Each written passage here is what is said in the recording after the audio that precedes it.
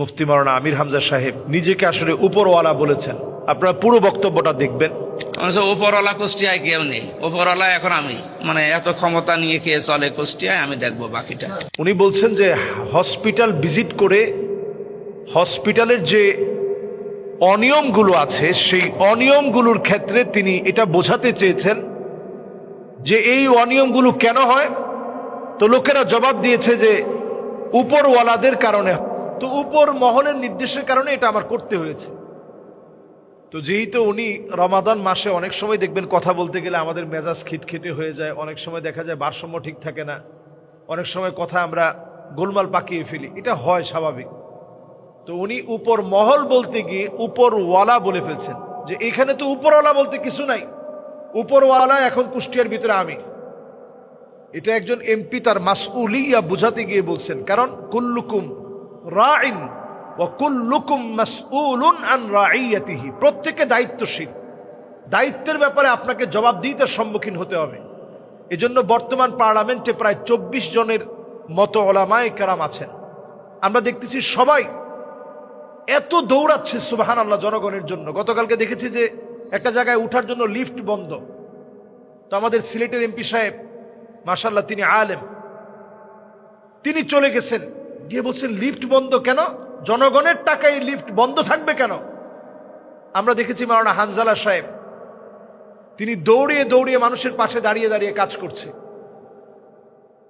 এরপরে বরগুনার আরো একজন আলেম আছেন আলহামদুলিল্লাহ, তিনিও আমরা দেখলাম মানুষের পাশে দৌড়ায় দৌড়ায় কাজ করছে। তো আলেমরা যেখানে আছেন এখানে কল্যাণ আসার জন্য আমরা প্রত্যাশী। আমরা দেখেছি রংপুরের মিঠাপুকুরের আমাদের মাওলানা নুরুল ইসলাম সাহেব, আমরা নুরুল আমিন সাহেব, মাওলানা নুরুল আমিন সাহেব, তিনিও মানুষকে সেদিন খুতবার মধ্যে স্পষ্ট বলেছেন যে যদি আমাকে ফোনে না পান, আমার বাসায় গিয়ে যদি আমার দায়িত্বের কারণে আমাকে না পান, মাওলানা নুরুল আমিন সাহেব যে কথাটা বলছেন জুমার মধ্যে, ওইটা আমি কোট করছি, বাসায় গিয়েও যদি না পান তাহলে আমাকে যেখানে পাবেন আমাকে ধরে ফেলবেন, হাত দিয়ে ধরে আমারে সোজা করে দিবেন যে আপনারা পাই না কেন।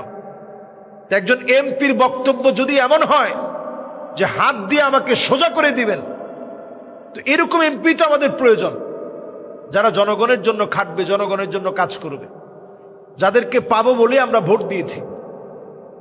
তো আমরা আশাবাদী যে আমাদের যারা উলামায়ে কেরামের একটা বহর এখন এবছর পার্লামেন্টে গিয়েছে, একটা পরিবর্তন আসবে ইনশাআল্লাহ।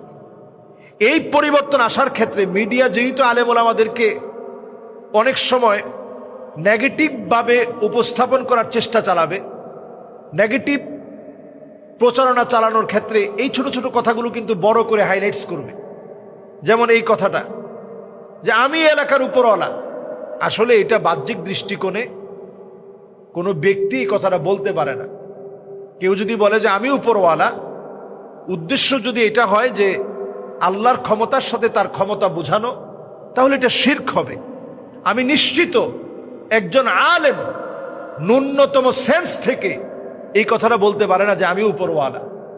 উদ্দেশ্য হচ্ছে এই যে আসলে উপর মহলের চাপে আপনারা কোনো কাজ করবেন না। আমি এই এলাকার সবচেয়ে উপর মহলের লোক, আমি এখানের এমপি, সুতরাং আমি যেটা বলবো সেইভাবে আপনারা কাজ করার চেষ্টা করবেন।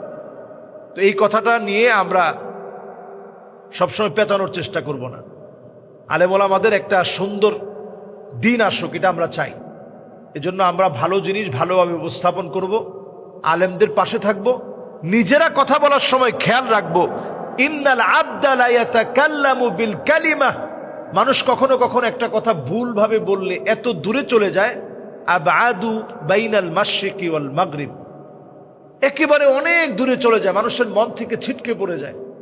এজন্য আমরা কথা বলার ক্ষেত্রে সজাগ হয়ে কথা বলবো, আর আমরা সজাগ সচেতন থাকব কোনো কথা যেন ভুলভাবে প্রচার করতে কেউ না পারে। আল্লাহ যেন তৌফিক দান করেন।